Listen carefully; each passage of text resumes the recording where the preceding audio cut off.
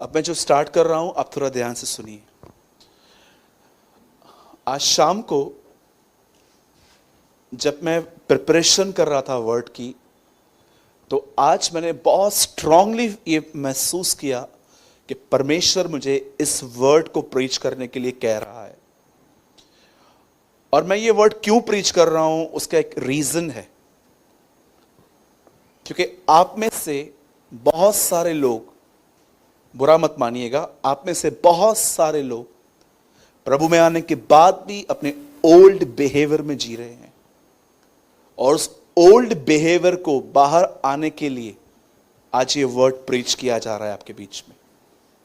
मैं आपसे विनती करता हूं कि आप कई बार यहां पर आते हैं, बाइबल को ओपन करते हैं, बहुत अच्छी बात है, लेकिन जरा जांचिए कि वचन आप पे कई बार उन लोगों पर जिनका बिहेवियर सेम है, आप पे वचन असर क्यों नहीं कर रहा। आखिर मैं बहुत बार ये बात बता चुका हूं, एंड आई रिपीट, मैं आपको फिर से बताता हूं, सुनिए। जब भी आप गलती करेंगे या आप गुनाह करेंगे, और अगर पवित्र आत्मा आपको इनरली कह रहा है कि तुझे ये ठीक करना है, जिस समय आप ये सुनोगे और अगर आप अपने आप को हम्बल करके उस चीज को ठीक नहीं करोगे, आप वहां से कठोर होना शुरू हो जाओगे। उसके बाद यहां पर कोई भी कितना भी बड़ा व्यक्ति क्यों ना आए, मैं आपको बताना चाहता हूं, हो सकता है पूरी कलीसिया जीवन का जल पिएगी, पर आपको एक ड्रॉप फील नहीं हो सकता है जब तक आप खुदा के सामने पूरी ईमानदारी के साथ ये नहीं कहते हैं, खुदा तो मुझे बहुत कुछ बोलता है लेकिन मैं नहीं मानता, मैं नहीं मानती।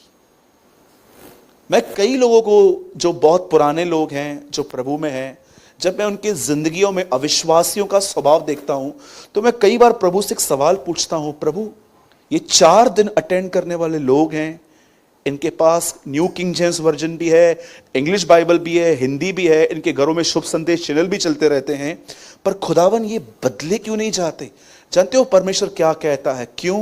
क्योंकि पास्ट में मैंने इनको कुछ कहा था और उन्होंने उसे चप्पल की तरह से फेंक दिया। अब ये मुझे कहते हैं, अब मैं भी इनकी नहीं सुनता। मेरे भाइयों और बहनों, आपने बहुत दिन सुने होंगे, promise day, chocolate day, sari day, ये डे, वो डे, सुना होगा ना आपने ये सब दिन। अब एक मस्त दिन आने वाला है, जजमेंट डे। और उस जजमेंट डे पे जानते हैं क्या होगा? जितने भी लोगों ने इन डेज में जो भी किया है ना, उस डे पे उस सबका हिसाब है। आप कभी इस बारे में सोचते हैं? सुनिए, 19th सेंचुरी में एक परमेश्वर के जन ने कहा, अगर तुम जो कर रहे हो सिर्फ इस विवेक से करो कि यह काम एक दिन न्याय के सामने खुलेगा, तो तुम्हारे काम करने के तरीके ही बदल जाएंगे। सोचो, आप किसी से चेंज ले रहे थे, आपने किसी से छुट्टा लिया, चेंज ले रहे थे, और जानते हैं वहां पर क्या हुआ? उस चेंज में आपके पास 200-400 रुपया ज्यादा आ गया। आप सोचो, जजमेंट डे पे वो पिक्चर जब दिखाई जाएगी कि आपको 400 रुपए वापस करने थे, पर वो आप आगे निकल गए, उस टाइम पे आप प्रभु को वहां पर क्या उत्तर देंगे? 400 रुपए की वजह से सोचो, जब खुदावन आपको स्वर्ग के लिए बुलाया गया है, क्या बोलेगा वो आदमी? तू उसको स्वर्ग कैसे ले रहा है? ऐसे मेरे 400 रुपीस लिए थे। तो प्लीज बी सीरियस। मैं फिर से कह रहा हूं, मैं कुछ आज शेयर कर रहा हूं जो, और प्लीज चलती हुई मीटिंग में सोइए मत। मैं इतना बोरिंग प्रीचर नहीं हूं एक्चुअली, ठीक है? बोलो बाजू वाले को, सोना नहीं है आज। हाँ बोलो, सोने के लिए घर है। बोलो, खाने पीने के लिए भी घर है। हाँ, थोड़ा समझ रहे हैं मेरी बातों को? खुल के बोलूं? समझ गए? चालू करो। ओके, आइए मेरे साथ। जिन भी लोगों के पास बाइबल है, आप सब मेरे साथ खोल सकते हैं मरकुस की इंजील, मरकुस रचित सुसमाचार, उसका 5वां अध्याय। बहुत ही ऑसम वर्ड है, बहुत ही अच्छा वचन है, अगर आपने इसको समझा तो।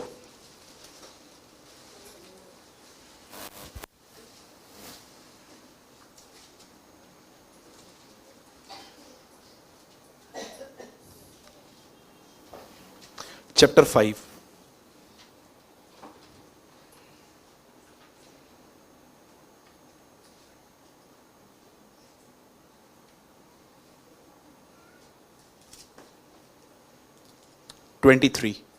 लाइट्स बंद कर दो भैया। मैं आज इतना स्लो जाऊंगा ताकि एक एक लफ्ज, एक एक शब्द आपके अंदर जा सके, ठीक है। और उसने ये कहकर बहुत विनती की कि मेरी छोटी बेटी मरने पर है, तू आकर उस पर हाथ रख कि वह चंगी होके जीवित रहे। आइए, जिनके पास भी बाइबल है और जिनके पास भी नहीं है, सब यहां पर देखिए। मैं 3 गिनूंगा, आप में से हर व्यक्ति को अपनी अपनी बाइबल में यह वचन बहुत जोर से पढ़ना है। 1 2 3।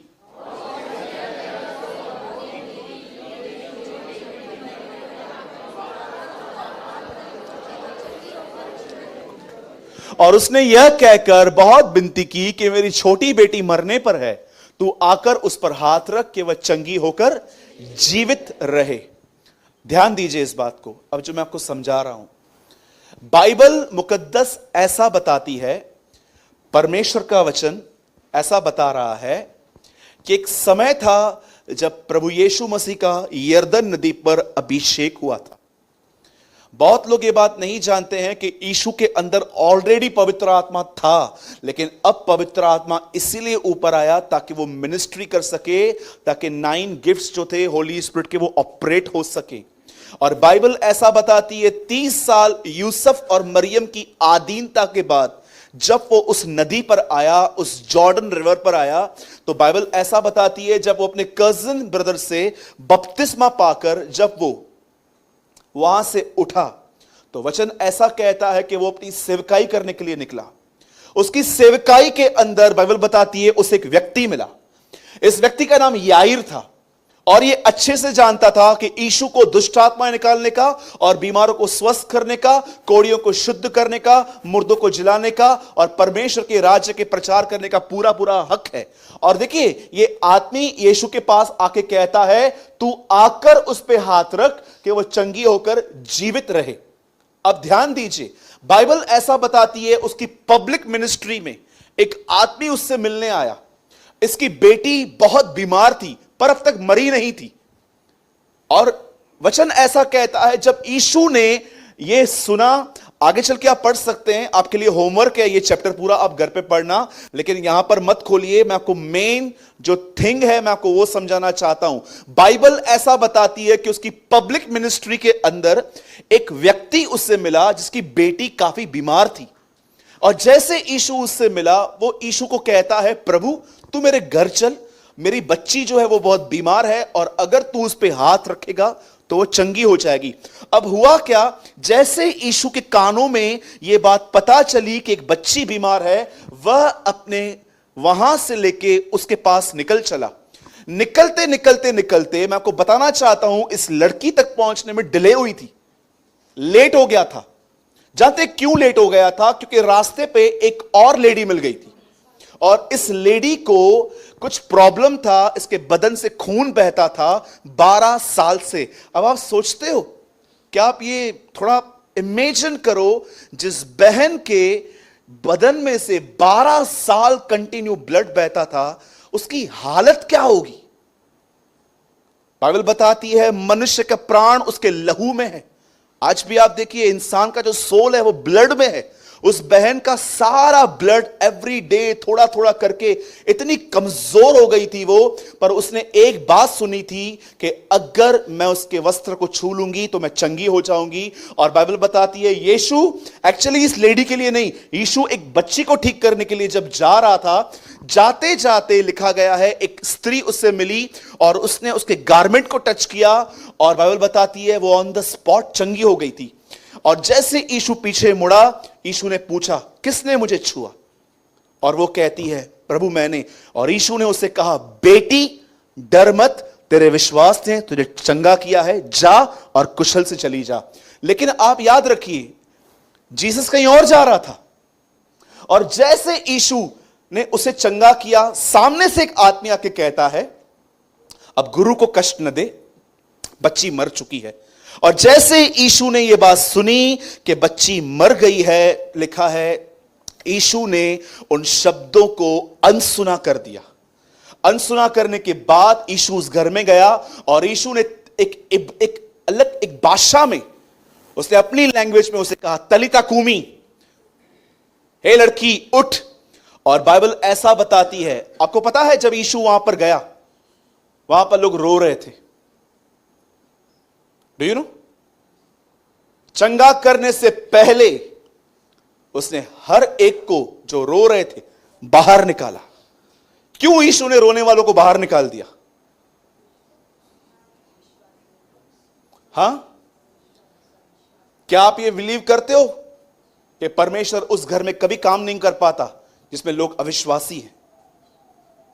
यीशु मसीह पर विश्वास करते हैं कि वो परमेश्वर है, लेकिन उन्हें यह विश्वास नहीं है कि वो मेरी परिस्थितियों से बड़ा है।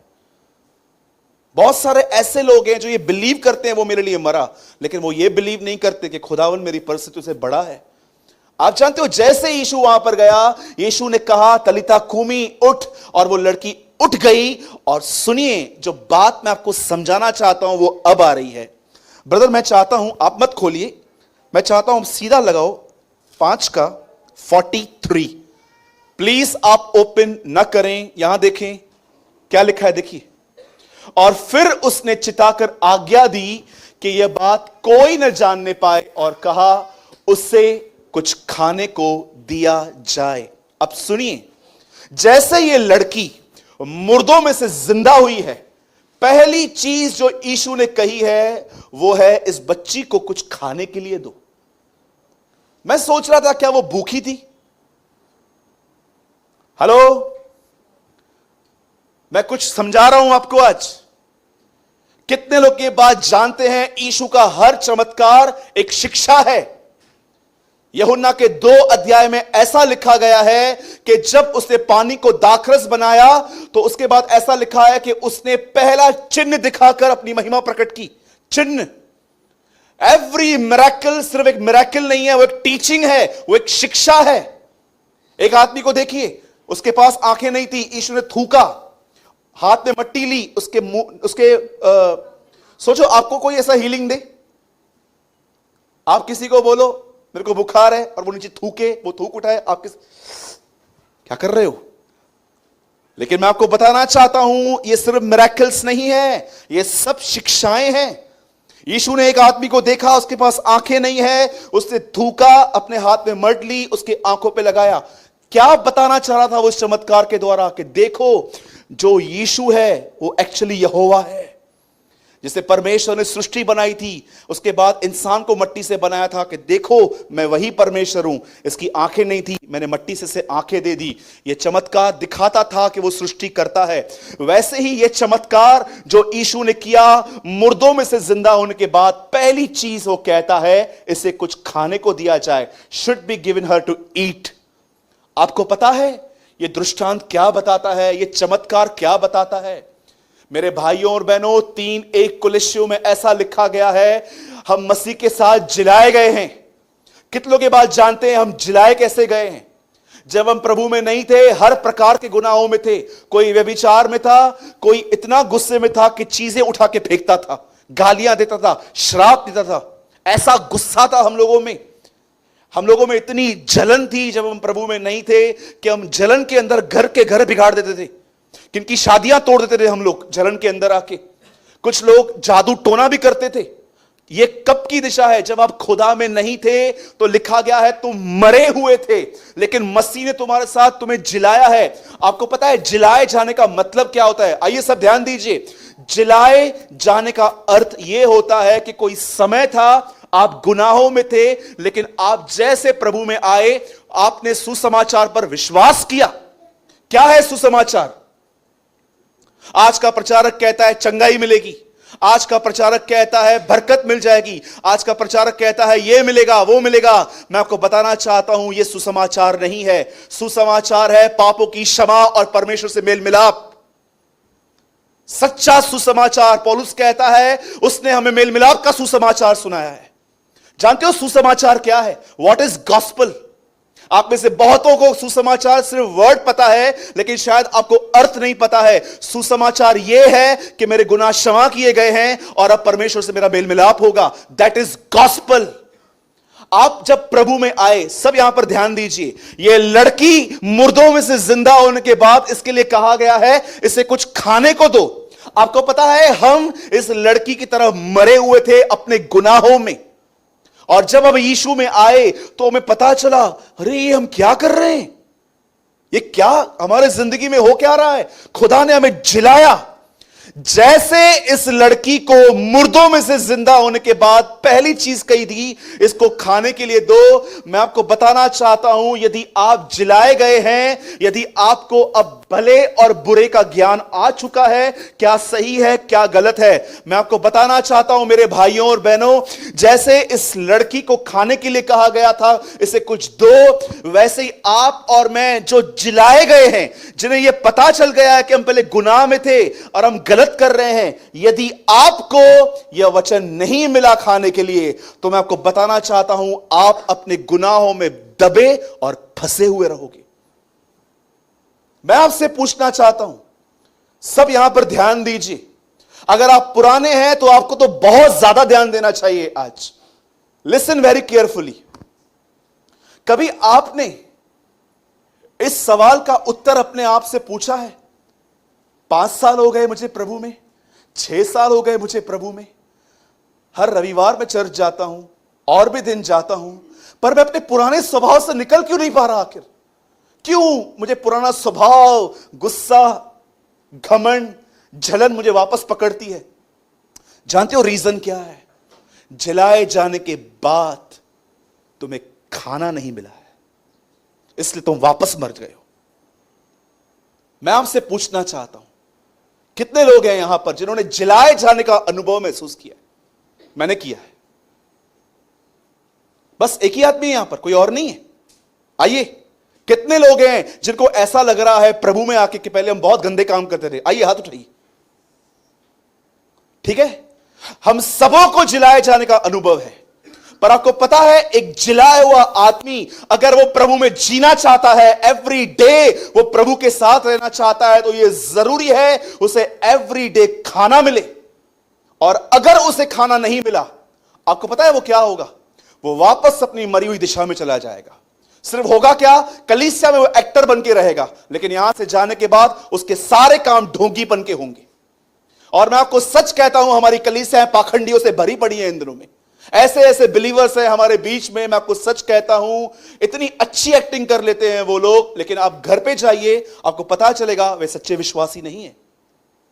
प्रचारक बहुत एक्टिंग करते हैं आजकल, यहां पर खड़े होकर भी बहुत अच्छी प्रीचिंग होती है, दे प्रीच वंडरफुल थिंग्स, बट मैं आपको सच कहता हूं कुछ और ही है उनके मन में।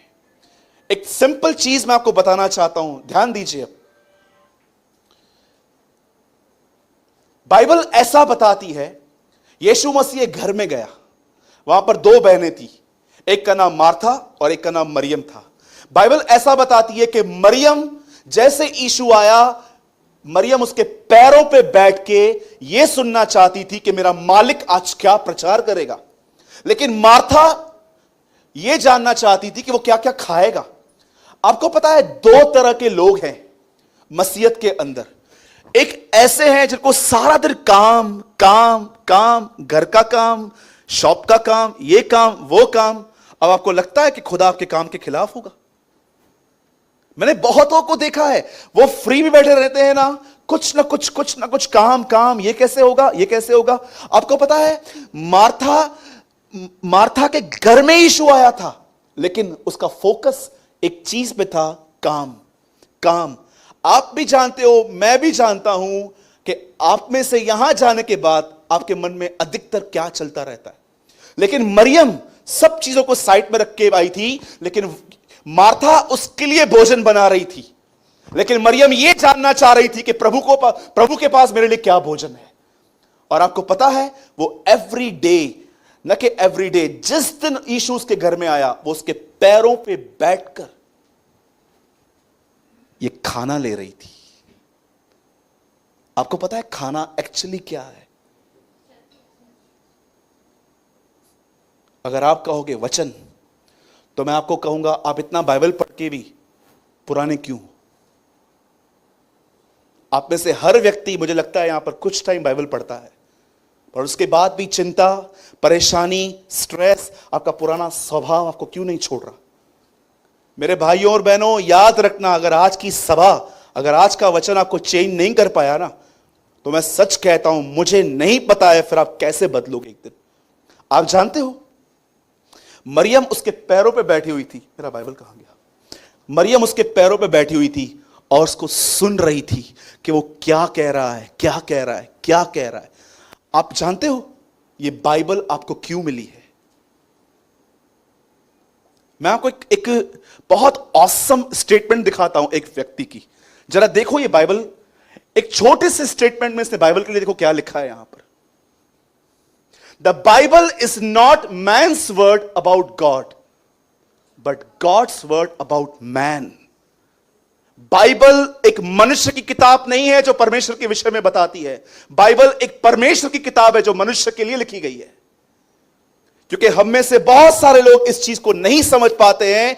बाइबल इंसान के द्वारा, बाइबल एक ऐसी किताब नहीं है जिसको इंसान ने लिखा कि परमेश्वर के विषय में। बाइबल एक ऐसी किताब है जो परमेश्वर ने लिखी मनुष्य के लिए। जिस समय आपको यह बात समझ में आ गई ना, आप बाइबल के हर पन्ने में, हर कलाम में यह ढूंढोगे कि खुदा अगर यह किताब मेरे लिए है तो मुझे बता आज मेरे लिए क्या रखा है। मैं आपको बताऊं कौन से वो लोग होते हैं जिनकी बाइबल पढ़ के भी लाइफ चेंज नहीं होती है।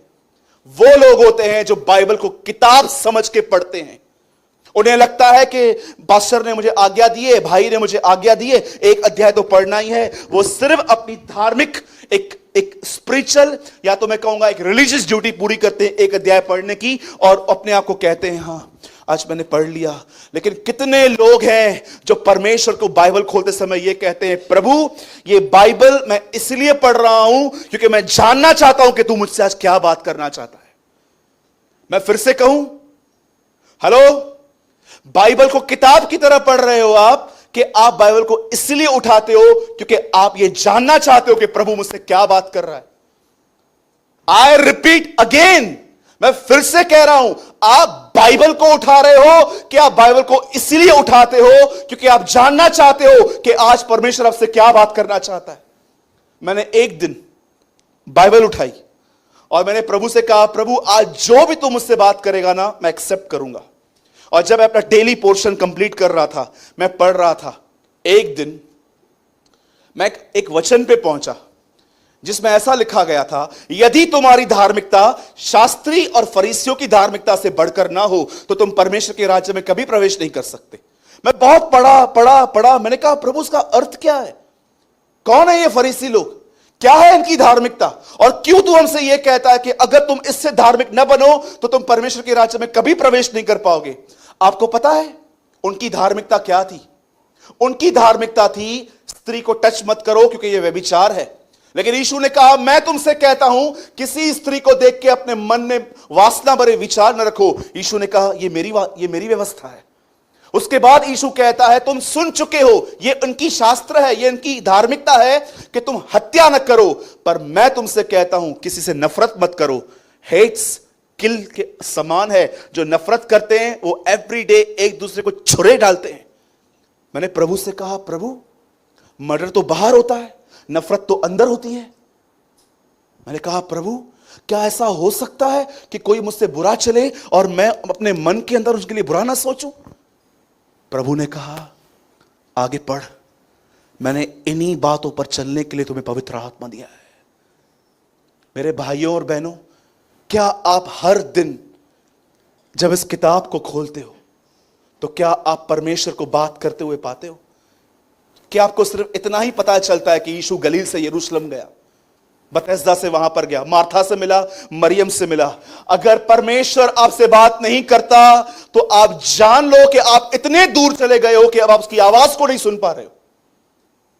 आपको बाइबल पढ़ने से पहले मैं आपको बताना चाहता हूं, आपको आंसू बहाने की जरूरत है कि प्रभु मुझे माफ कर, मैंने पास में तेरी आवाज को बहुत नकारा है। एक बार फिर से खुदा मुझे ले और मुझे आशीष दे और मुझसे बात कर।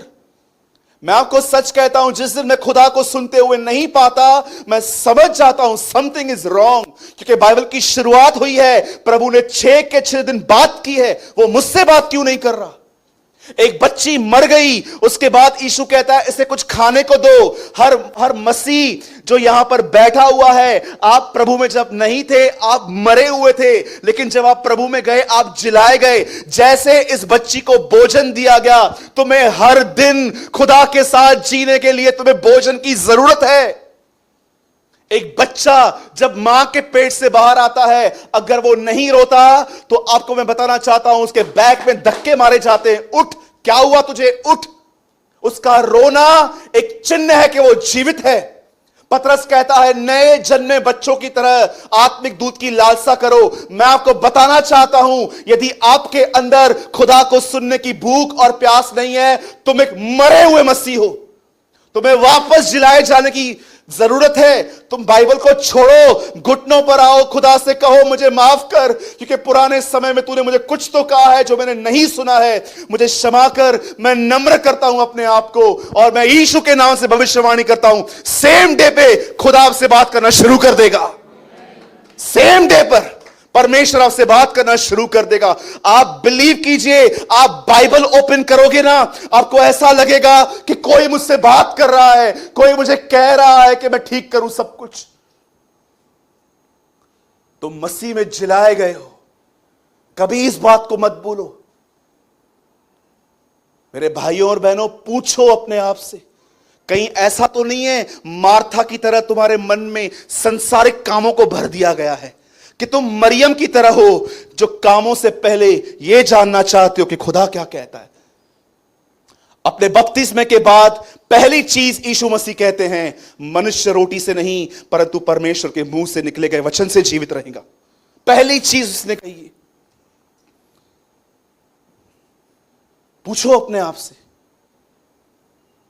खुदा ने आपको जिलाया है, क्या तुम अब भी जीवित हो?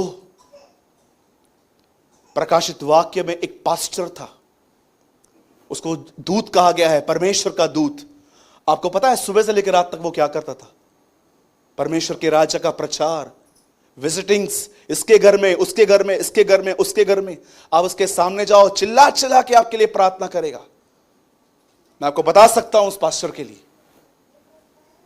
और अगर आप उसकी कलीसिया का ओपिनियन जानो उसके बारे में, कि भाई आप इस पास्टर को क्या नाम दोगे, तो उसकी कलीसिया जानते उसके बारे में क्या कहती है? ये तो जीवित आदमी है। कलीसिया कहती है जीवित है, प्रभु कहता है ये मरा हुआ है। हमें लगता है हम सेवकाई करते हैं, हम मिनिस्ट्री करते हैं, हम लोगों को यीशु के लिए बताते हैं, हम सोशल मीडिया पे बहुत कुछ शेयर करते हैं। हो सकता है कि आप बहुत बेहतरीन चीजें प्रचार करते हो, पर प्रभु की दृष्टि में आप मरे हुए हो, आप अपना पहला सा प्रेम खो चुके हो। मेरे भाइयों और बहनों, it's time to be serious. आइए सब यहां देखिए, मैं आपसे पूछना चाहता हूं, कितने लोग हैं यहां पर जो ये जानते हैं कि ये 1732 पेज की बाइबल क्यों मिली है आपको? कहीं ऐसा तो नहीं है इस बाइबल को पढ़ने के द्वारा आप यीशु की तरह नहीं, पर डे बाय डे अच्छे फरीसी बनते जा रहे हैं? कितने लोग हैं, सच बताइए, आपकी ये गवाही है, एवरी डे खुदा आपको आपकी मिस्टेक दिखाता है। मैं हूं यहां पर, एवरी डे खुदा तुम्हें तुम्हारी मिस्टेक दिखाता है कि तेरा बात करना ठीक नहीं था, तूने सही बोला गलत टोन से बोला, तूने सही किया गलत तरीके से किया। सोचो, यशायाह नबी कहते हैं हाय मुझ पर, क्योंकि मैं एक अशुद्ध होठों वाला मनुष्य हूं। सोचो यीशु की ज्योति कितनी महान थी। आज एक भाई ने मुझे बताया कि एक इत्र लेके कैसे एक लेडी ने उसके पैरों पे रख दिया। वो इत्र उसके बिजनेस की निशानी थी। एवरी डे वो इत्र लगा के कस्टमर्स को अट्रैक्ट करती थी, उसे इत्र वहां छोड़ दिया। आप बिलीव कर सकते हैं, एक लड़की को जब पता चला कि उसका इनकम सोर्स ही गलत है, उसने अपना इनकम सोर्स यीशु के पैरों पे तोड़ दिया। नहीं चाहिए मुझे वो चाहिए जो मुझे मेरा खुदा देगा। अब आप में से बहुत सारे लोग कहते हैं भाई मैं तो अनपढ़ हूं, मैं तो पढ़ना नहीं जानता हूं, मैं तो तीसरी में भाग के आ गया था स्कूल में से। अच्छा, बॉलीवुड के गाने कैसे सुनते हैं आप? फिर सुनते हैं ना, है ना, बहुत सारे आते हैं ना गाने, बदतमीज दिल, ये वो फालतू गाने सब सुनते हैं ना। अगर तुम बॉलीवुड के सॉन्ग सुन सकते हो तो ऑडियो बाइबल नहीं सुन सकते? हाँ, आपके मोबाइल में एप्स होते हैं आजकल, आप आराम से बैठ के पूरी बाइबल सुन सकते हो। मेरे कलीसिया में ऐसे लोग हैं जो पढ़ना नहीं जानते हैं, पर उनसे अच्छी बाइबल जानते हैं जो पढ़ना जानते हैं। मैं आपको ऐसे भाइयों से मिला सकता हूं, आपको चाहिए, आप रुको मेरे साथ कलीसिया के अंत तक। मैं आपको ऐसे भाइयों से मिला सकता हूं जो पढ़ना लिखना नहीं जानते, पर वो उनसे अधिक अच्छी बाइबल जानते हैं, जो पढ़ना भी जानते, लिखना भी जानते। जानते हो क्या प्रॉब्लम है? जानते हो क्या इशू है? वो जिंदा हैं और कुछ मर चुके हैं। जो जिंदा रहता है ना, उसमें भूख रहती है। मैं आपको सच कहता हूं, जिस दिन आप इस कलाम को उठाओ, इस नए और पुराने ऐदनामे को उठाओ, और अगर आपसे खुदा बात नहीं करता ना, मेरे भाइयों और बहनों, समथिंग इज रॉन्ग। कुछ तो गलत हो रहा है तुम्हारे जिंदगी में। मैं आपको बताना चाहता हूं, मैं नेगेटिव कन्फेस नहीं कर रहा हूं, लेकिन ये बिब्लिकल है। किसी की जिंदगी का कोई भरोसा नहीं है। मैं एक दिन प्रभु से पूछ रहा था, प्रभु छोटा याकूब, उसको तलवार से मार दिया गया इतनी छोटी उम्र में। पौलुस 67 में मरा, ऐसा क्यों? और परमेश्वर ने कहा उसकी मिनिस्ट्री खत्म हो गई, मैंने उसको बुला लिया। उसकी मिनिस्ट्री बाकी थी, इसलिए रखा था। आप जीना चाहेंगे ऐसा कि जिस दिन परमेश्वर की इच्छा पूरी हो, उसके बाद मैं एक दिन नहीं रहना चाहता। नहीं नहीं, मैं तो अभी जवान हूं, अभी तो मुझे बहुत कुछ देखना है। अब तक तुम संसारिक हो। यीशु मसीह को देखो, जैसे उसकी सेवकाई पूरी हुई, उसने उसके बाद एक दिन जीना नहीं चाहा। क्या परमेश्वर की इच्छा से बाउंड थे ये लोग। एक आदमी यीशु के पास आके कहता है, हमारे घर चल, हमारा न्याय चुका, मेरा जो भाई है मुझे प्रॉपर्टी नहीं दे रहा है। ये इंसान है। प्रभु को ये नहीं कहता है कि मुझे अपनी इच्छा के अनुसार चला, प्रभु को ये कह रहा है नीचे उतर और मेरी इच्छा के अनुसार चल, जैसा मैं कहता हूं वैसा कर, मैं तुझे लीड करूंगा। आप जानते हो आज कितनी मूर्ति पूजा चालू है कलीसियाओं के अंदर। मैं एक जगह पे था, एक प्रचारक आए, उस प्रचारक ने 5 मिनट के अंदर 10 बार लोगों से ऑफरिंग मांगी। पैसा दो, दशमांश दो, ये दो, वो दो, ये दो, वो दो। मैं सोच रहा था ये क्या कर रहा है।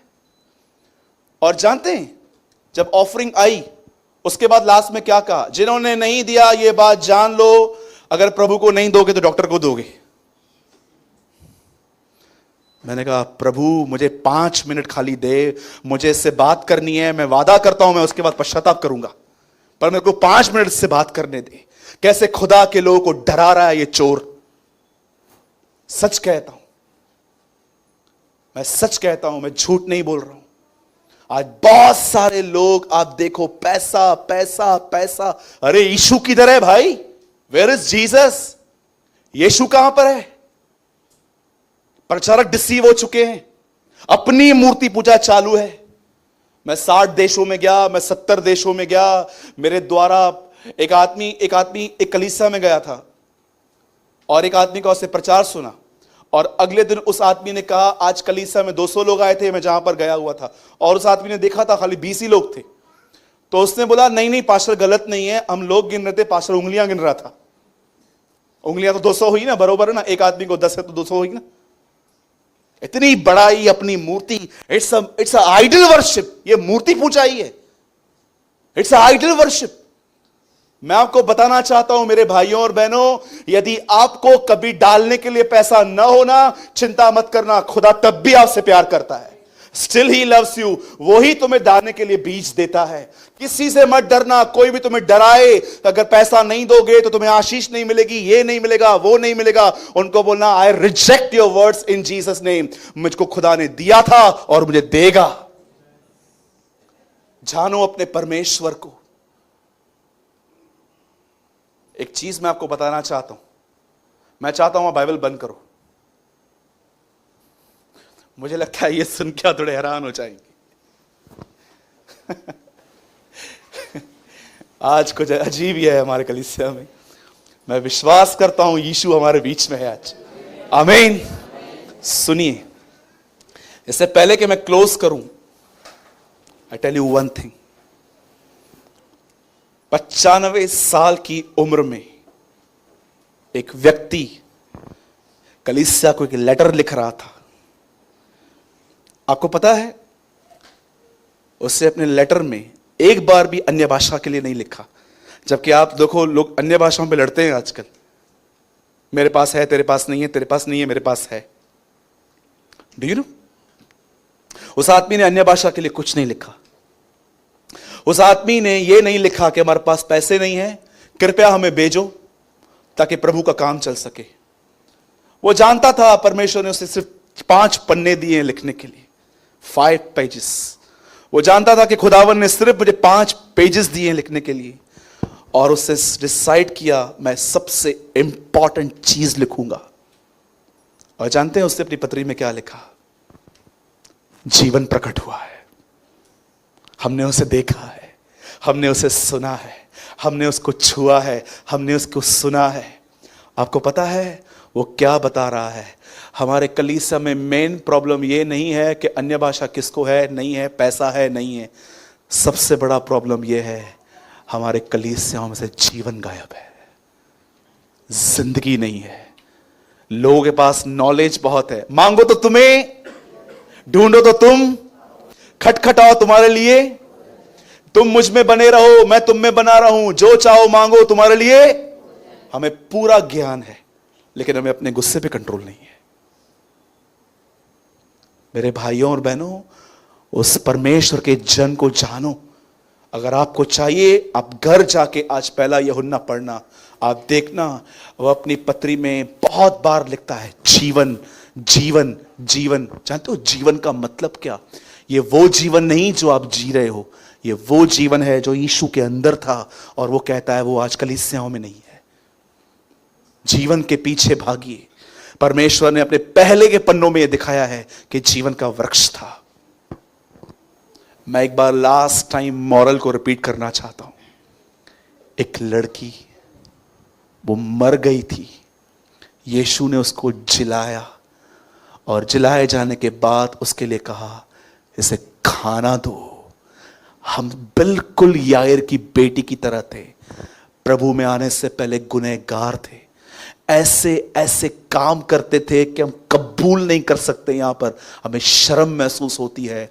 लेकिन जैसे आप प्रभु में आए, उसने आपको जिलाया, उसने आपको माफ किया। पर आपको पता है आप में से क्यों वापस अपनी मरी हुई दिशा में चले गए?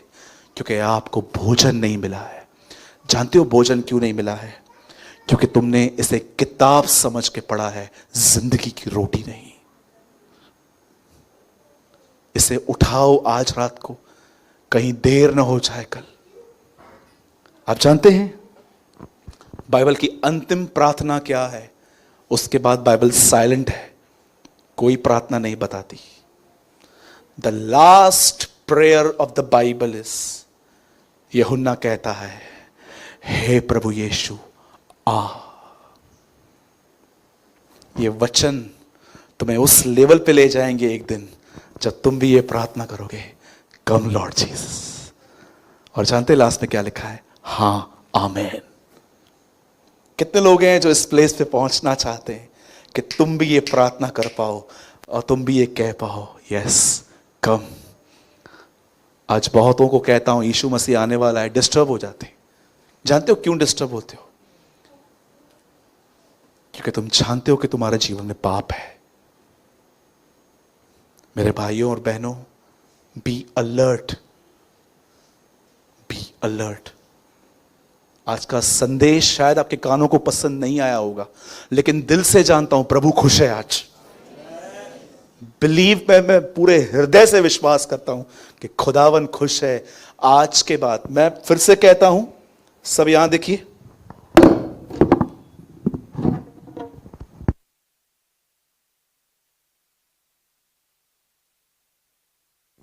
मैं आपके सामने अपने कपड़े झाड़ता हूं। मैंने आपको सच्चाई बताई है, अब आप जानिए, आपके काम जाने।